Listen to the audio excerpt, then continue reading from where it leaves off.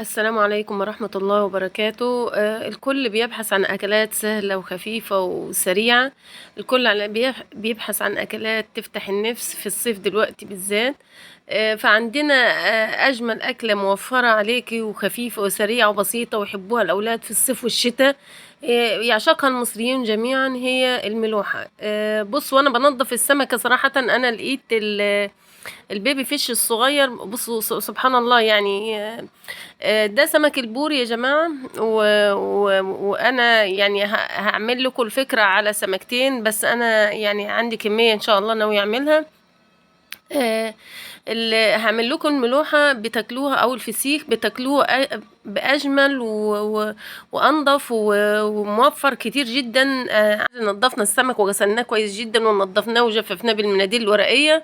بصوا كده يا جماعة، الطريقة دي طريقة مذهلة جدا انك انتي تعلقي السمك في أي حاجة، علقيه في حنفية حوض المطبخ، علقيه في أي حاجة لمدة أكتر من 5-6 ساعات. يعني ممكن تعلقيه لمدة يوم كامل، بحيث ان هو الطريقه دي هي اللي هتخلي السمك ينجح معاكي، بحيث ان هو ينزل كل الميه وكل الدم بتاعه.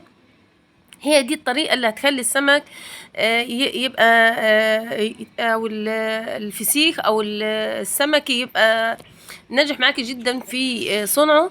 انك انت تعلقيه اولا الدم اللي بينزل من السمك او السوائل اللي بتنزل من السمك هي ديت اللي بتخلي ريحته فيه كميه من العفونه. فانا هحرص ان انا اوقفه كده او اعلقه لمده فتره طويله. في ناس ممكن تعلقه يوم بحيث ينزل كل الريحه المقرفه اللي هي بتبقى بتعمل الريحه المش كويسه في السمك. وبرجع اجففه تاني بالمناديل الورق كويس خالص واتاكد انه مفيهوش اي سوائل مفيهوش اي دم. وانا جايبه كميه من الملح وكميه من الشطه. لو عندك كميه من الفلفل الاحمر او البابريكا برضو بتبقى حلوة خالص، انك انتي بتخلي لون السمك احمر، تغلفيها بيه من بره او تخلطيها مع المية. انا برضو يبص كده بحرص خالص ان انا بجفف كل الخياشيم بتاعت السمك برضو بالمنديل عشان اتأكد ان مفيهوش ولا نقطة مية ولا نقطة دم. ويبقى السمك جميل معايا خالص.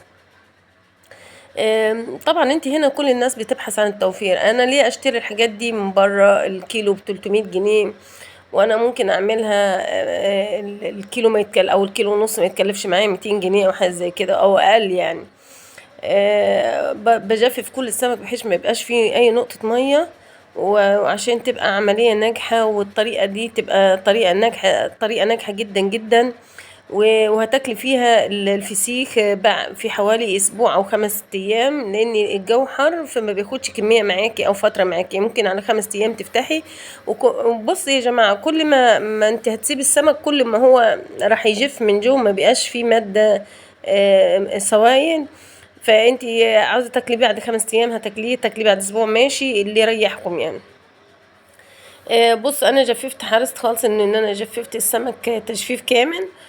بعد كده بص يا جماعه، انا جايبه كميه الملح وكميه من الشطه الخشنه. ده اللي عندي. والله اكتشفت ان انا ما عنديش، بس انا لو عندي كميه من الشطه اكبر من كده احط له، عشان الشطه دي بتمنع بتقتل المواد البكتيريا يعني، وتقتل المواد الضاره والجراثيم وحاجه زي كده، لان يعني سخنه. وبحط كميه من الملح الاول وبعد كده بحط كميه تاني، بس بحرص ان الشطه كلها تبقى داخل السمكه عشان تقتل الجراثيم كلها وما يبقاش فيها بكتيريا ولا جراثيم.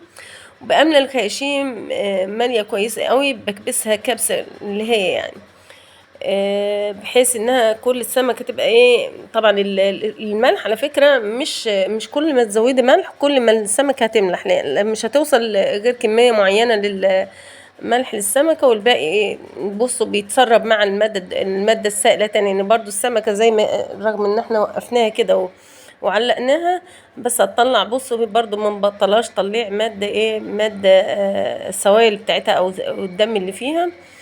فبحرص ان انا بملى الخياشيم كويس قوي، وهملأ البق من جوه كمان، وهفتح البقها هملاها كلها لحد ما تقدري، لحد السمكه ما تقبلش اي كميه ملح تاني.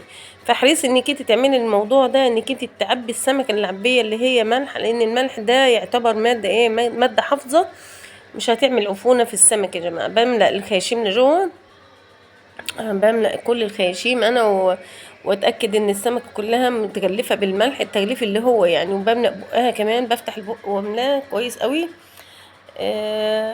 دي اللي هيخلي معاكي طريقه الملوحه او الفسيخ بتاعك ناجحه جدا. وان شاء الله تاكلوا احلى فسيخ معانا، جربوه ان شاء الله. اهو لسه برضو بعمل بحشي في السمكة على قد ما اقدر كمية من الملح من جوه بقها ومن الخياشيم، وبعد كده بلفها كلها بالملح لفة كويسة قوي يا جماعة، بحيث ان احنا قلنا الملح ده هو مادة حافظة مش هيعمل ريحة في السمك. وممكن لو عندك بابريكا برضو لف السمكة بالبابريكا عشان لونها يبقى احمر وجميل. كل ما تكتري في الملح مش هيملح السمكة، لا هيحفظ لك السمكة، مش هيملحها ابدا. انا عماله الف اهي على قد ما اقدر. وبعد كده هجيب الورق الورق الزبده، او الورق لا الابيض ده،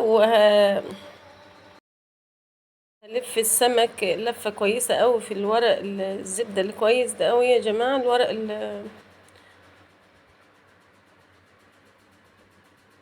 ورق التغليف ده هلفه كويس قوي بحيث ما يدخلهمش اي هواء. بتأكد ان السمك مش هيدخله اي هواء يا جماعة. بلف مرة وخمسة وستة وسبعة وتمانية، من قدام ومن ورا ومن عند بقهم. المهم ان انا اي كمية هواء احاول ان هي ما تدخلش للسمك. يعني ممكن تلفي اتنين كده، ممكن الف كل سمكية لوحديها.